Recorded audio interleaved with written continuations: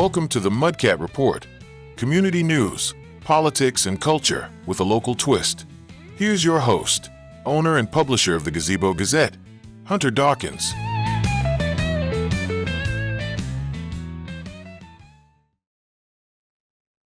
Good afternoon. My name is Hunter Dawkins, and I am the host of the Mudcat Report.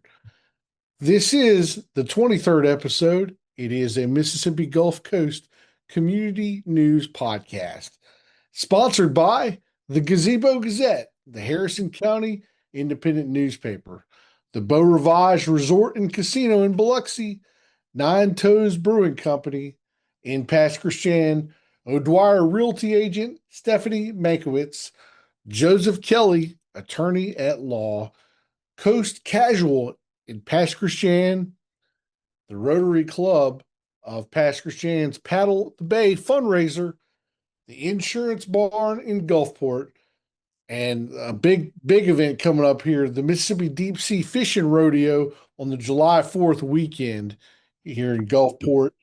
And we're always in the U.S. Marine Inc. studio.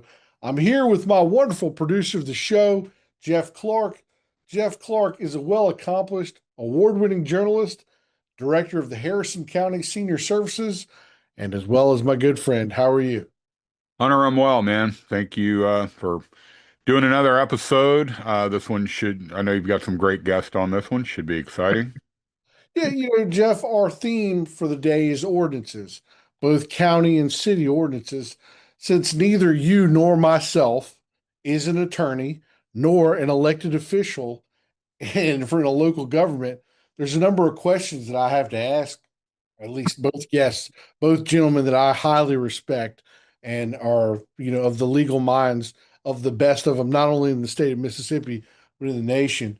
From the legal knowledge I have gathered in this deal is that an ordinance is a law passed by a local government to regulate local issues such as zoning, noise, and business permits. Give me your thoughts on that. Oh, well, yeah, it's an act passed by, and I've had the pleasure of working with Tim Holleman for several years, and he's gonna say this a lot better than I can, but it's a legislative act passed by city council or board of supervisors for public safety reasons. It does carry the authority of the state. Is it a law? Well, Tim would probably tell you, no, it's not a law, it's an ordinance, but violating the ordinance could result in a misdemeanor, is a misdemeanor. But, don't take all my questions yet. Don't take all right, yeah. Well, I mean, I have to be versed in our stuff. Also want to say, Tim's a diehard Ole Miss fan, so, hopefully getting ready for the World Series. Question. That was I'm stealing all of your thunder. Going to Omaha. He was going there's ordinances of, there's noise ordinances, there's yard ordinances. If you live in a neighborhood that's got an HOA, you have ordinances there. So, those are acts passed by the Board of Supervisors and city councils with public safety in mind. And like I said, Tim can speak to that much more eloquently than I can. So I'm going to go ahead and dip out and we'll go to our first break and we'll be right back. The greatest fairy tale never told is coming to Beau Rivage this summer. Everyone's favorite ogre hits the stage in the Broadway hit Shrek the Musical. Join Shrek, Donkey, and Princess Fiona on a high-energy, family-friendly adventure, June 11th through July 2nd. Tickets start at $25 with 4-packs starting at $60. VIP packages available. Get your tickets at beaurivage.com. A Rand Productions show produced through special arrangement with Music Theater International, MTI, plus tax and service charge. Schedule subject to change. Some restrictions may apply.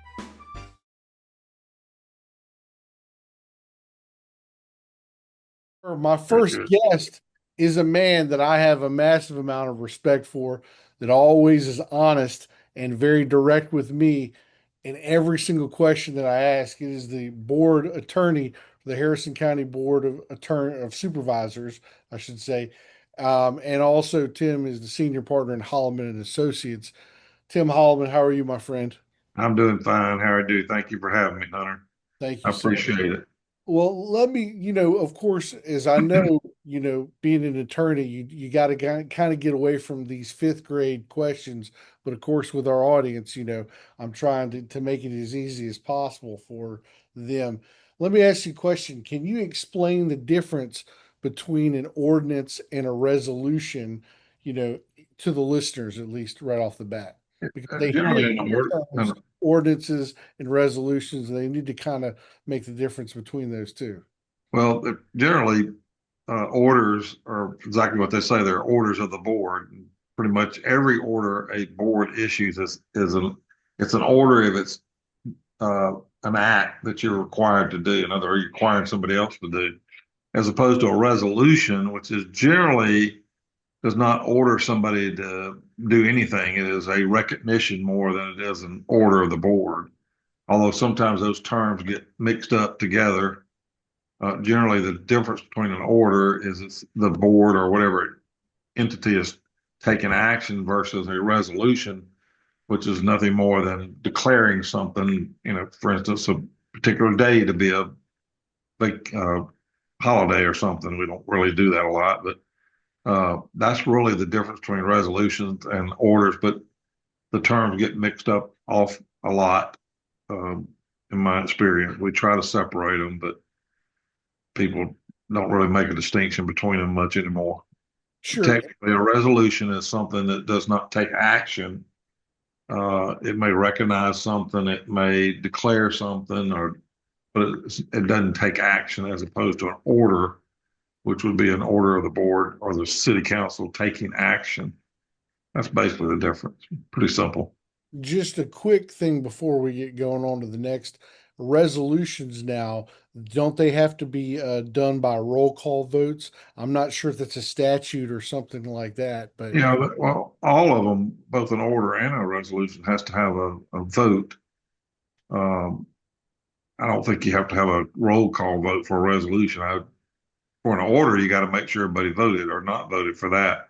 sure. The difference is if an order is enacted by the board and it turns out to be unlawful for one reason or another, anybody that voted for that order can be held personally liable for whatever action was taken. So a supervisor can actually be held personally liable if they vote for an action that turns out to be an illegal act. So we try to watch that. A resolution would not have the same effect just because of the difference in it. Interesting.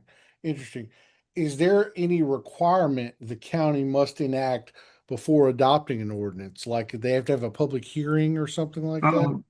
Generally, you have to.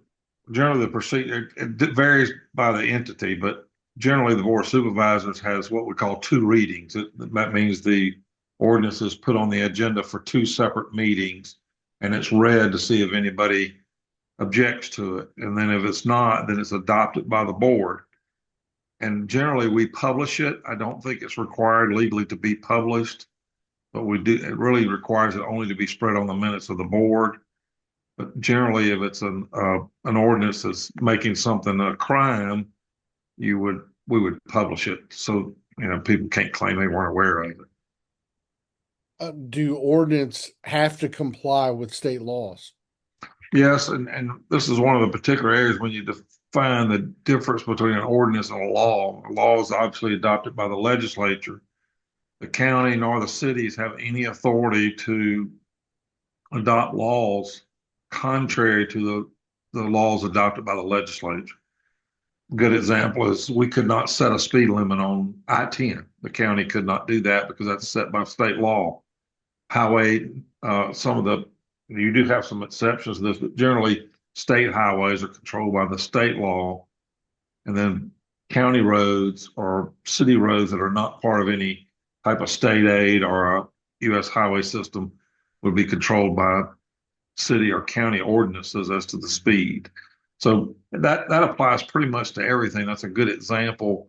Yeah. But we can't pass ordinances that conflict with the state law. That would be illegal or not proper. And especially you're saying a state highway like Highway 49, you can't set the speed limit or anything like that. Well, there can be exceptions because there are exceptions where highways run through cities. So I think that I'd have to look at that to see if Gulfport adopted that 45-mile-an-hour speed limit, or did the highway department. I would hazard to guess it was the highway department. Now the city can enforce it within its municipal limits, enforce the state law and the ordinances. This is a little bit of a, I mean, I'm sure there's a little bit of different answers on this, but when someone breaks an ordinance, uh, doing whatever, is this a civil or a criminal penalty? It can actually be both. I mean, it depends on the ordinance, and the ordinance, if it's a criminal penalty, the ordinance has to provide for that.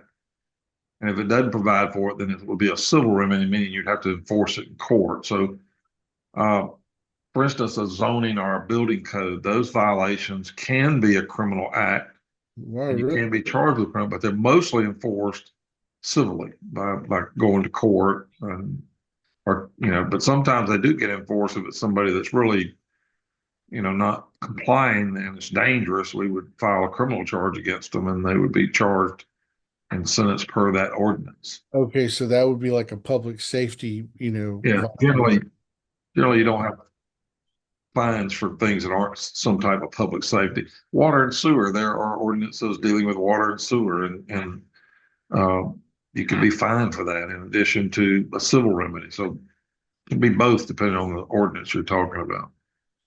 If the county supervisors wanted to change the zoning map, which I know there's been some talk about, I'm not saying that it's going one way or the other, but is this an ordinance or is this just an act by the It supervisor? is an ordinance, and it is a particular type of ordinance that has to be dealt with specially because it's a zoning ordinance. So there are all kind of requirements when you're changing zoning to make sure you give notice to all those that may be adversely affected. And that's a very broad term. How do you determine who's adversely affected? There's actually a local case, not county, but one of the cities had a case where they closed an alley and they only gave notice to the people that were connected to the alley. And then later somebody came along and said, well, wait a minute, I use that alley to go through to wherever I'm going all the time. And you didn't give me notice. And the appellate court held that they were entitled to notice because they were adversely affected. It was somebody that would come through on a through street. Sure. So they did have an interest in the roadway. But that's kind of what you're looking at when you talk about violation of an ordinance. Okay. Since short-term rentals have become a large issue the past few years through counties and municipalities, is there a state law or is there just a county ordinance that sets a mandate for these? I don't think Harrison County has one. I'm pretty sure we don't, but I'd have to go look. But the cities do have one, and that is a city ordinance that the city controls. Now, if the state were to pass a law that dealt with that area, that law would be applied first. But I think those are the local laws, especially I know in Biloxi, are ordinances, not state law. So probably the most famous ordinance the county has is the Sand Beach ordinance. That's what most people deal with. Tell me about that one really quick. Excuse me? Tell me about that one really quick, if you don't mind. This is an ordinance. Back in the 50s, there was some federal litigation involving the Sand Beach. And not many people know this, but the history of the Sand Beach was private property. All Really? the miles was private property and owned by, still people have rights. The Uplands owner has rights to the riparian rights to the Sand Beach even today. But what happened was the hurricane had hit and destroyed what was then Highway 90. It was more like a sleepy gravel drive at that time. Yeah.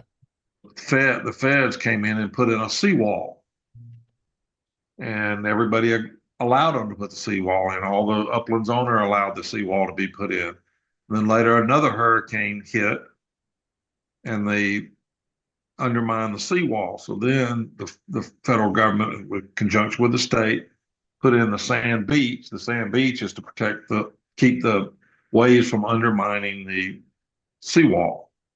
So it was to protect the seawall. Well, that rocked along for a few years until sometime in the 60s. And lo and behold, the Uplands owners did not want the black folks going on the beach.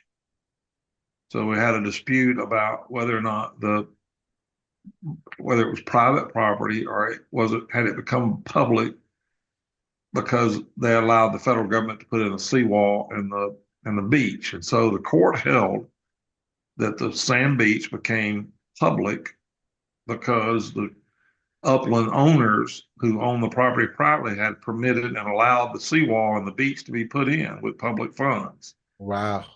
And then that court ordered the Board of Supervisors to be in control of keeping that sand beach open for public use. And that includes regulating the sand beach. So the sand beach ordinance was adopted to regulate what goes on the sand beach. And it's worked out, fairly well over the years. Sand Beach is a beautiful place, number one, and the county and the citizens spend a lot of money to keep it that way. And number two, it's a fun place for people that you don't see a lot of problems down on the sand beach. We have a few, but not many. Well, now down, of course, this will be the last question I ask you, but down here at least there's still some boathouses. Obviously they're not there anymore. Most of them were destroyed by Yes. Katrina and all. Is there any owning of that property? Yeah. Yes. Well, it's an ownership of riparian rights, and Okay. and they're called riparian or littoral rights. One has to do with rivers, and one has to do with oceans, and so riparian rights generally permit the uplands owners to use the water for below the mean high tide for piers, wharves, things of that nature. Wow. So an uplands owner still has a right to privately use the shoreline below the mean high tide. They can't build on the sand beach, but they can go from average high tide to Build a pier up there. and build a pier out. So most of those piers you see nowadays are the remnants from a long time ago, many hurricanes ago. Some of them are new, and if you notice when you ride down there, they start at the edge of the sand. They don't start up at the seawall. Oh, really? There are a few of them. Only ones that I know of that start at the seawall are public piers. Yeah, yeah. The city has built them and Sure. permitted across the beach. Well, my last and final question for you, this might be the hardest one. You and Lisa going to Omaha this weekend? Well, I was just talking to my good friend, neighbor, Fant Walker, the judge in Gulfport. He's going on Wednesday. Nice. So I'm going to wait and see if they go to the finals, and then I may decide to go up there because, once all the other teams leave, all the hotels clear out anyway. So That's right. I think it would be fun. I've never been. I'm proud of the Rebels for fighting through it and getting there this year. Charles It was rough Schwab, at times. Charles Schwab is a really nice stadium, and they've got, I think, the capacity of about 23,000. So let me know if I had really hoped. I really hoped that State had gotten into the College World Series because my son-in-law is a State fan. I wanted so bad for all of us to go together and maybe had Ole Miss and State in the finals. Wouldn't that have been fun? That would have been fun, but So I don't wish any ill will on my brother at Mississippi State. I love them too. I don't like them on Egg Bowl day, but I don't dislike them. I still like them. Have a lot of fun. So I'm not one of those fans that gets mad about losing a football game. Well, let me take that. I get mad, but I don't get mad at somebody. You take care, my friend. All right. Thank you so much, Hunter. Anytime you need something, you let me know. Thanks, sir.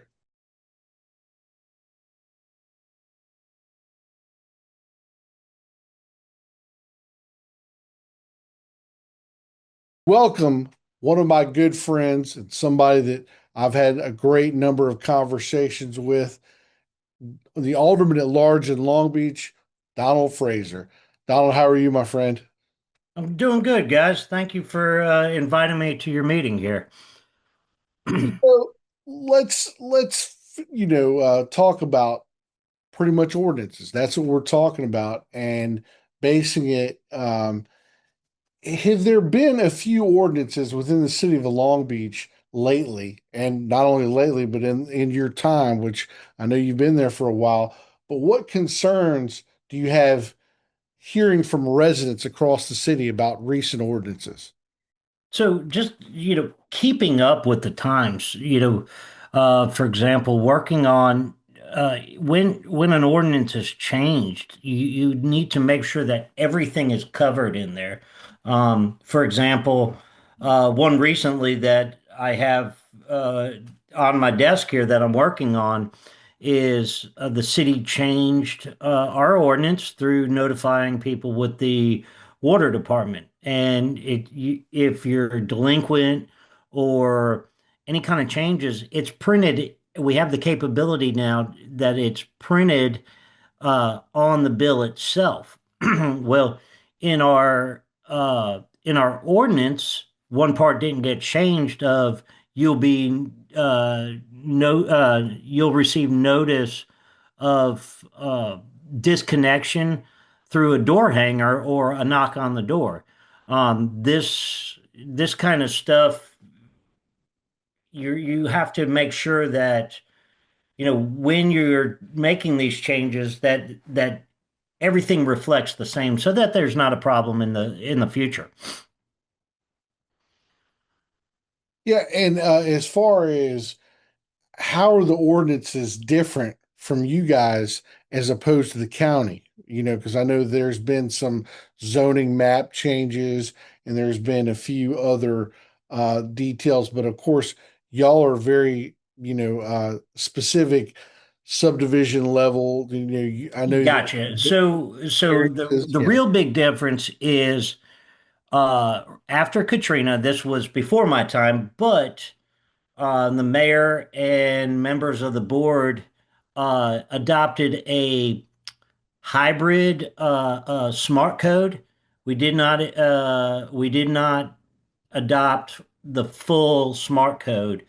We pulled items out of smart code and are using that. So that in itself gave us openings to not just be black and white, to add things in there, but it also opened the door for missing things.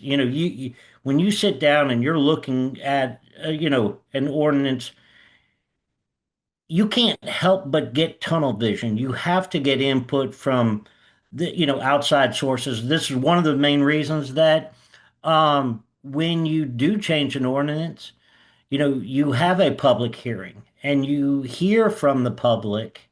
You don't necessarily involve the public at every uh, meeting as far as, hey, let's strike line 4, let's strike line 5. You're bringing a rough draft there that is almost completed, but then you have to take people's thoughts because they may be looking at something different and and correct 3 things that you have wrong there, or just it may be something that at the end of the day you both have the same goal, but they found an easier way to get there for you. Alderman, I know with your experience with the Planning Commission and something that I've learned during my time in the paper that, you know, there's much more, and I know you probably know this better, but under former Mayor Skelly, there was much more of a discussion in the planning commission versus what's going on like now. People show up to board meetings and they want to hear things, they want to complain. I'm not saying they only want to complain, they want to have their voices heard. Sure. But that being said, apparently, under former Mayor Skelly, that was a lot more prevalent in the planning commission, and you tend to know about that more than I do. Go ahead and give me that. So I just felt like there was more participation from citizens at the time at the Planning Commission meeting. During the previous administrations, there wasn't public comments. That was removed. And so we've changed it where people don't really see the process of going through the planning commission, and they're the ones that really work on a lot of these items because they do have um, we do have the benefit of Mr. Bill Hessel being involved as a city planner that we use, and his experience is Coast so wide, vast. all the way Exactly. across. It Yeah. is. I mean, it's off the charts, what this man knows, and I've learned a lot from him. By no means do I know everything, but I do have ideas and directions. And there's times where, we want to get to the ending and I feel like, hey, this needs to be done this way. Well, at the end of the day, I could be wrong, I could be right, but you have to have that group effort of putting these items together. So it's not just one person's thoughts through A through Z, but there's certain guidelines that you have to use, along with everything. When doing this, it can't just be for the east side of town or the west side of town. It's got to take in the community as a whole. Let me ask you this because, from my experience in the paper, at least, providing legal notices for the planning commission for variant, there's a lot of variance offered from the ordinance of the building permits and things as such. Um, is there, but it doesn't really seem, it seems like the variance comes and goes.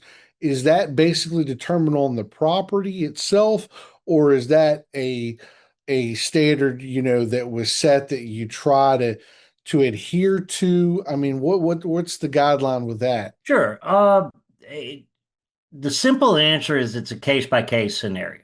Yeah, Okay. Let's go to the sidewalk ordinance. very, very good. It says, our sidewalk ordinance says you have to have a sidewalk whenever you're building a new structure.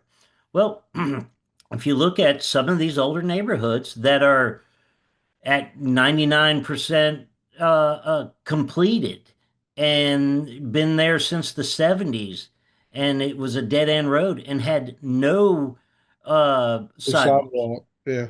And this is not me or whatever, but the question is, does it make sense to require somebody to have a sidewalk there? You know, would we like sidewalks throughout the town to be more conducive to walking and that kind of town? 100%. Especially if that provides a problem with the public safety from the fire department or anything like that. Correct, I guess correct. I can see, But, yeah, does it make sense in that situation that I told you? Now, if you have an empty street that hasn't been rebuilt since Katrina, well, yeah, if you're the first house there, I believe you should have sidewalks. And that's just one situation there. And so you can go down the line and you could take every ordinance and you can say, but what if this or what if that? And that's the real reasoning behind a lot of this.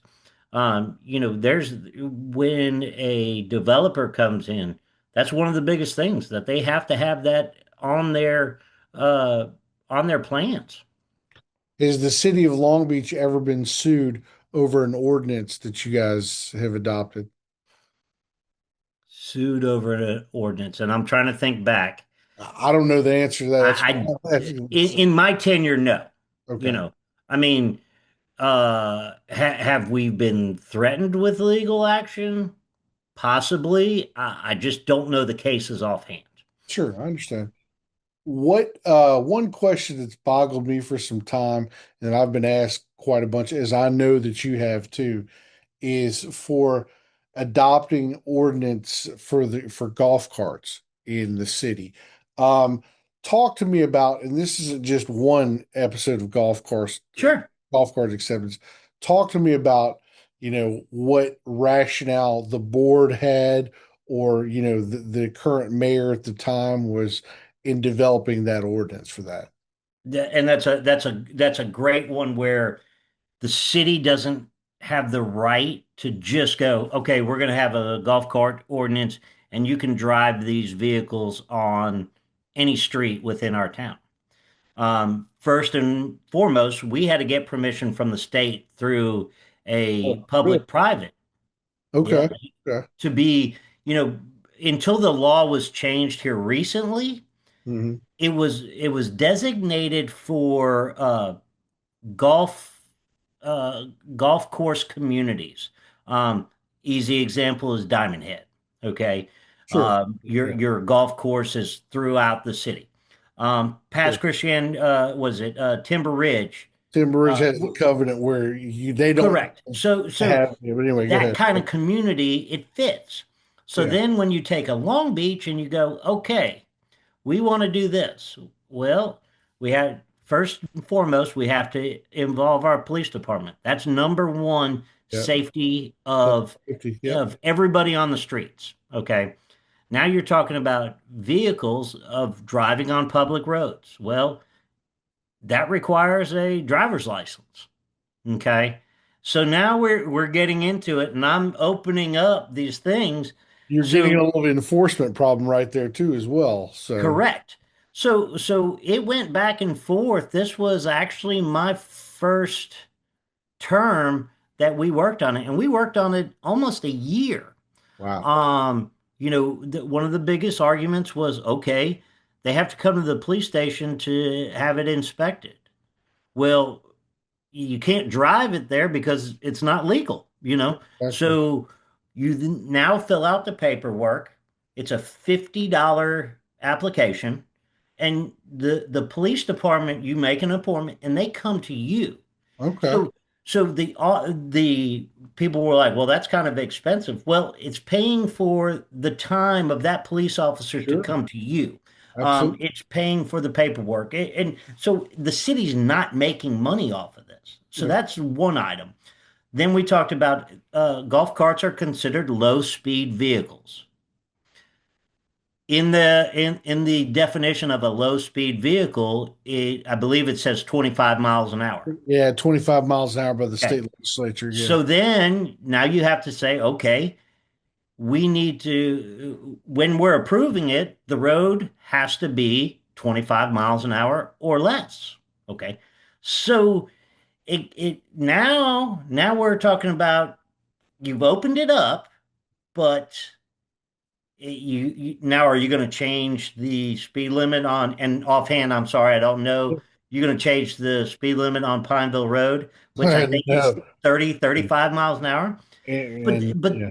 Yeah. in turn, these people want to be included. The citizens want to be included. Okay, we have to look at this big picture. So we had to get state approval so that the people that are permitted with their golf cart, we had to get state permission to cross over Highway 90. Highway 90 is a state road. And we got the permission, and you had to give exacts. So it was at Jeff Davis Avenue. It was a direct crossing at Jeff Davis The Avenue. Simpson Pier, right?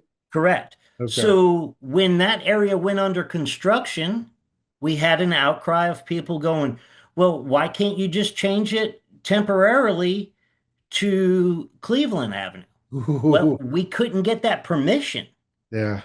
So it's not just us, the aldermen, being dumb and not making sensible. State It's out legislature. of our purview to make that call, and people don't understand this. The other, we did make some concessions when we opened it north of the tracks. If you are going to cross the tracks, it has to be a direct shot. So you can't ride down Railroad Street for a quarter of a mile to get to a crossing and Yeah. then go over. It's the letter of the ordinance says you have to cross directly. Yeah. Okay. So these are like, you see what Yeah. goes into it just in this small conversation. Little bits know. and pieces. Yeah. Well, this is the final question, but this is Sure. this is going to kind of a segue off that. Since most cities in the county are, use their pavement, or since most of the cities use the county for their pavement of the streets, is there a city ordinance for the streets like Jeff Davis?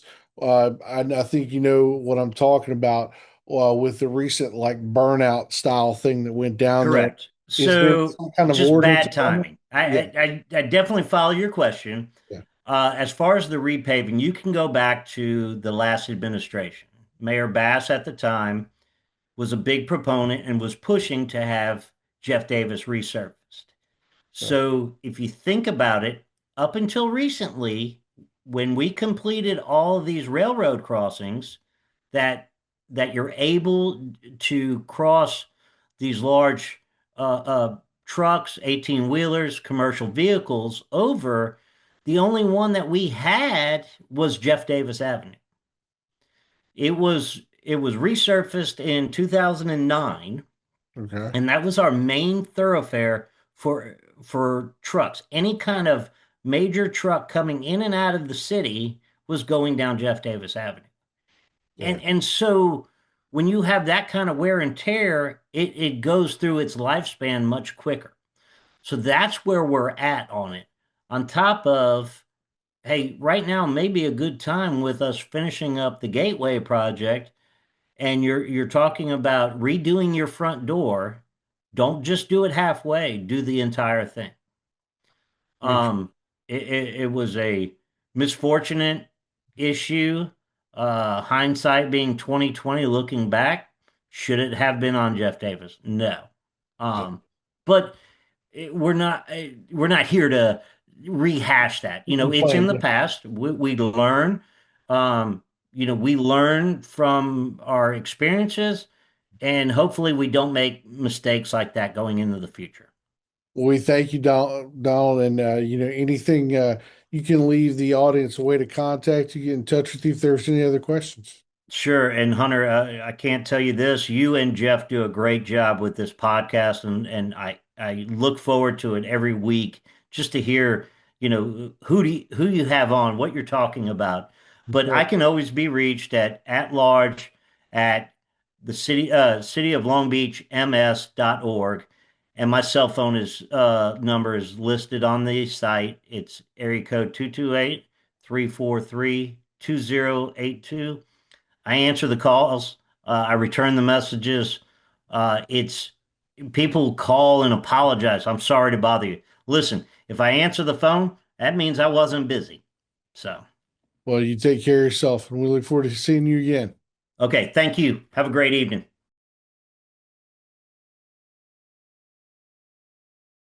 We gratefully appreciate you listening to this podcast, and we thank you again, Jeff. It was a really good episode. Yeah, man, absolutely. Learned a lot. I love Tim Holleman. He's a great man. So smart. So is Mr. Frazer. It's just great to have them on here. Um, you know, Ordinances. We have to live with them and have to live by them. So. And Tim really said a lot of big things that I didn't really know about, especially with the sand beach back in the 50s. That was really Yeah, that was, I had no idea. That was a lot.